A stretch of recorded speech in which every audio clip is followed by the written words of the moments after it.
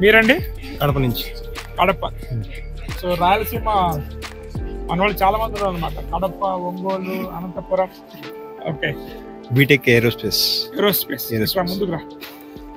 So aerospace అనేది మాత్రం కొంచెం ఇక్కడ పైలట్ ట్రైనింగ్ కూడా ఉందని చెప్పి విన్నాను నేను.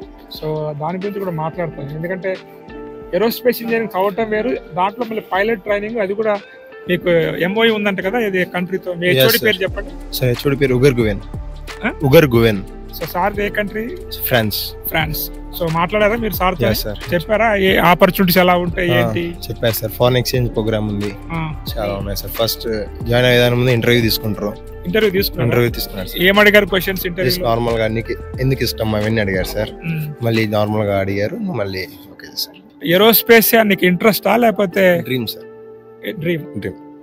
ఓకే, అంటే పైలట్ అవుదామని డ్రీమా లేకపోతే ఏరోస్పేస్? పైలట్ అవుదామంటే పైలట్. సో పైలట్ కోసం ఖచ్చితంగా ఫ్యూచర్ లో అయితే ఫ్లైట్స్ పెరుగుతున్నాయి, పైలట్స్ అవసరం అయితే దాదాపు చాలా ఎక్కువే రాబోతుంది. సో కాబట్టి ఆపర్చునిటీస్ ఉంటాయి, స్కిల్స్ అనేది మాత్రం ఇంప్రూవ్ చేసుకోవాలి.